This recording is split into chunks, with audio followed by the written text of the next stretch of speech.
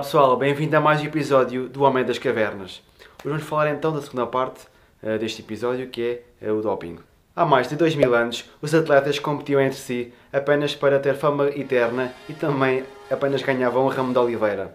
Hoje em dia, a maioria dos atletas corre, nada e salta não apenas para ter fama e honra, mas também porque dá muito dinheiro.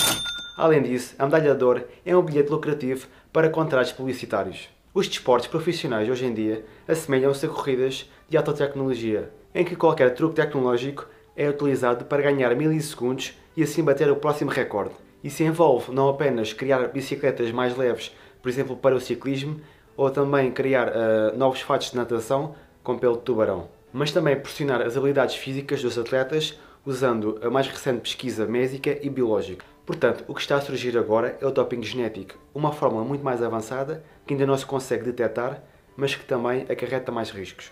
Para além de haver a pressão social e outros fatores associados, os atletas de elite são pessoas que treinam a sério, que chegam a um determinado momento da sua forma, a sua evolução física é de tal ordem que a sua evolução, ano após ano, é basicamente gradualmente mínima.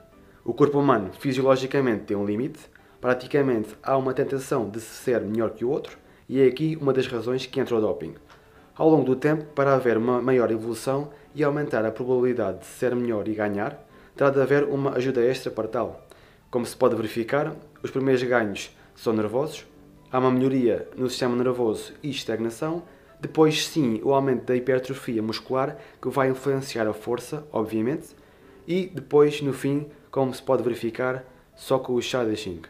Tudo começa com a terapia genética para tratar eventuais doenças, tais como a distrofia muscular, que é uma doença degenerativa, entre outras. O grande objetivo da terapia genética é repor os genes defeituosos e promover a longo prazo uma síntese endógena, ou seja, do nosso corpo, dessas proteínas defeituosas. Entre elas está a hormona de crescimento, o IGF-1, que é o fator de crescimento insulínico, e também o EPO, que, digamos aqui, trata casos de anemia, por exemplo. Lá está. Infelizmente, os métodos genéticos que são utilizados para fins terapêuticos são cada vez mais utilizados em desportos competitivos. Algumas substâncias novas, tais como os bloqueadores de miostatina, poderão ser utilizadas como doping genético para atletas, porque estas promovem o aumento do peso corporal e da massa muscular. Obviamente, vai influenciar então a força muscular. Os métodos utilizados para introduzir então o gene no corpo podem ser dois. No primeiro, o material genético é introduzido numa célula, esta célula é introduzida no corpo do atleta e esta célula vai então direto ao órgão-alvo. Ou então, retiram-se células do atleta, modificam-se as células geneticamente, volta-se a reintroduzir as células no corpo e assim então para o órgão-alvo. Isto assim num grosso modo, derivado da envergadura da matéria. O material genético é entregue a tecidos e a células, utilizando portadores que podem ser virais ou não virais. Os portadores virais, tal como por exemplo a vacina da gripe, o vírus está adormecido, inócuo, esses portadores virais são mais eficientes, porque permanecem mais tempo no organismo. Contudo, os seus efeitos podem ser irreversíveis. Na terapia genética estão incluídos para tratamento de lesões desportivas. No modo global, grandes ganhos também têm grandes riscos, assim também o doping genético possui efeitos colaterais. De uma longa lista, temos de referenciar os principais e os mais usuais que iremos falar, que são a EPO, a hormona de crescimento, o IGF-1 e também a miostatina. A EPO, ela aumenta o número de células presentes no sangue, com sua produção no fígado e nos rins, e também aumenta a quantidade de oxigênio no sangue. Isto para aumentar então o fornecimento de oxigênio aos músculos. Os efeitos adversos fisiologicamente da EPO são o aumento do hematócrito, ou seja, do globo vermelho, e o seu número vão levar que o sangue fique mais espesso, aumentando assim a resistência vascular periférica, e então o que pode levar então a tromboses, infartos e também AVCs. Nos Jogos Olímpicos de Sydney, em 2000, iniciou-se então os métodos efetivos para detectar esta EPO recombinada. Esta EPO recombinada atualmente é utilizada para tratar a anemia de doentes que possuem doença renal crónica. Agora, o IGF-1 e a hormona de crescimento. Este método, se calhar, será o mais relativamente seguro, digamos, porque os efeitos das suas ações estão basicamente direcionados no músculo-alvo. Demonstrou-se, tal como na literatura, que uma maior expressão do IGF-1 combinado com um treino de resistência, ou seja, de ginásio, aumenta a hipertrofia muscular. Além disso, também os genes do IGF-1 são utilizados por vezes para, digamos, acelerar a recuperação do músculo esquelético pós-lesão. A expressão do IGF-1 está associado ao aumento do tamanho e do peso do músculo e assim aumentando também a força muscular. No entanto, a administração do IGF-1 pode levar, tal como a insulina, a uma hipoglicemia profunda. O IGF-1 também intercede em alguns processos anabolizantes da hormona de crescimento. Uma das principais funções da hormona de crescimento, mediada pelo IGF-1, é estimular o crescimento e peso corporal. A hormona de crescimento também afeta os vários metabolismos.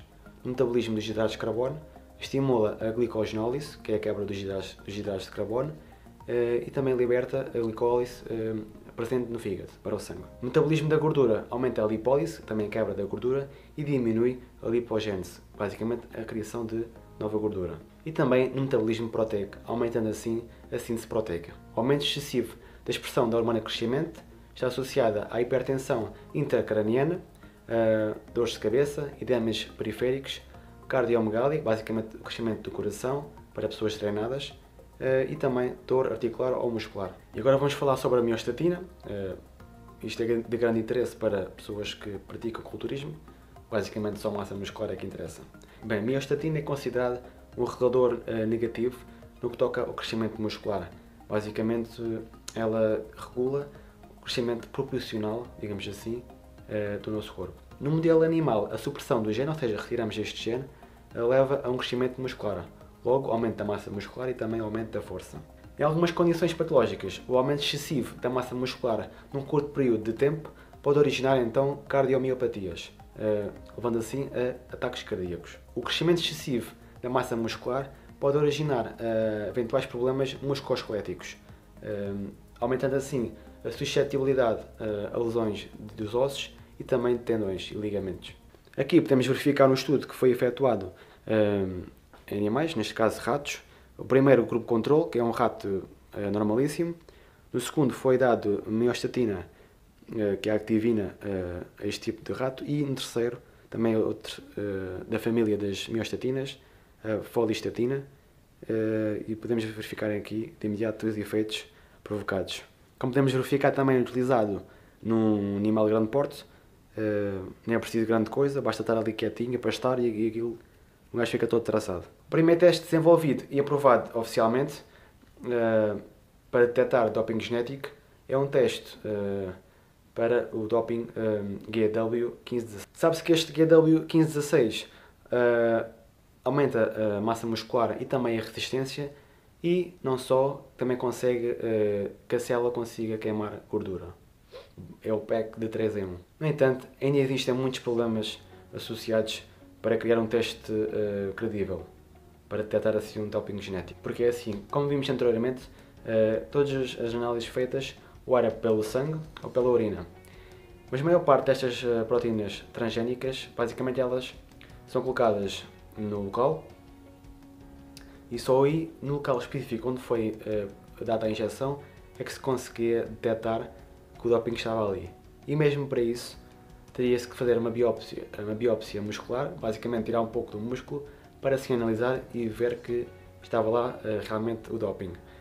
Mas também isso não é possível porque vamos tirar um bocadinho do músculo do atleta porque ele tem que render alguma coisa, né? Senão, olha, dá aí o braço, a gente depois já o traz. Pode ser isso. O progresso da pesquisa em terapia genética e dos ensaios clínicos nesta área aumentou assim a probabilidade da utilização deste doping genético no desporto. Simultaneamente, a perspectiva deste novo método de doping, a criação do superatleta e também de desportos profissionais lucrativos, vêm então complicar ainda mais esta situação. Acredita-se que novos métodos, incluindo a transferência de genes, acelerariam o processo para tornar prática então o uso deste doping genético no desporto. O que não acontece ainda porquê? Porque isto acarreta muitos riscos. Isto de uma forma breve para explicar. Imagina um atleta de endurance que se quer dopar com o EPO, não desta forma aqui atual, que é por intravenosa ou seja o que for, mas por nível genético. Ou seja, introduzem esse gene de EPO para dizer ao corpo para produzir então ainda mais glóbulos vermelhos, aumentar assim a sua produção, mas vai acarretar riscos, que é o quê? Por um longo período, não se sabe se 2 meses, 3, se 1 ano, ele vai estar sempre a produzir demasiados glóbulos vermelhos. em demasia pode levar ao quê? A essas tromboses, porque aumenta a espessura do sangue. Ele se calhar deverá tomar se calhar anticoagulantes para equilibrar então digamos, o rácio da espessura do sangue, digamos, para não haver então este tipo de acidentes. Mas acho que não é muito viável estarem a tomar. Mas isto vai criar um desequilíbrio do corpo. A partir do momento que vocês põem aquilo, acabou-se. Imaginem que vocês não têm botão de desligar e ligar. Pois já fostes. A grande questão é a ideia inicial de competição entre atletas de elite amadores rapidamente se transformou numa competição entre nações. Muitos atletas abandonaram o seu status amador e muitos outros abusam do doping no total esforço para ganhar. As despesas necessárias para uma proposta olímpica tão bem sucedida tornaram-se tão grandes que nem mesmo os países ocidentais mais ricos se oferecem para ser o país anfitrião. Além disso, as tentativas para justificar os gastos com base que estes estimulam a saúde e a aptidão da população já vão tendo pouca credibilidade. Até à data, os Master Games, que são uma espécie de Jogos Olímpicos para veteranos, têm baixo custo, têm recurso em massa, basicamente são muitas pessoas a verem aquilo, e aí sim, se calhar as pessoas até veem aquilo, pensam, não, isto é pessoal também, é um ser humano normal, se calhar, até me motiva se calhar para me desafiar a mim mesmo, para me motivar. Vendo os Jogos Olímpicos, isto é uma máquina, meu, que não vale a pena, portanto, eu acho que realmente há essa razão. Tudo isto é entretenimento, mas sem significado. Realmente queremos comemorar os avanços tecnológicos e as cirurgias que se faz nos corpos para potenciar as performances máximas, ou se queremos então ver a vontade humana em superar os obstáculos. Cabe assim à sociedade definir ou escolher se quer haver uma raça de alta tecnologia, na qual os melhores projetistas genéticos ganham, ou então haver o old school olímpico, no qual os seres humanos competem entre si no seu estado natural. Já que estamos a falar também do doping, mais uma coisa à parte, para quem usa este tipo de ajuda, deixo aqui a descrição do link, vocês podem ir a este site, tem lá também uns kits, vocês querem ver se o vosso material é bom ou não, pode ser contrafeito, vocês não sabem.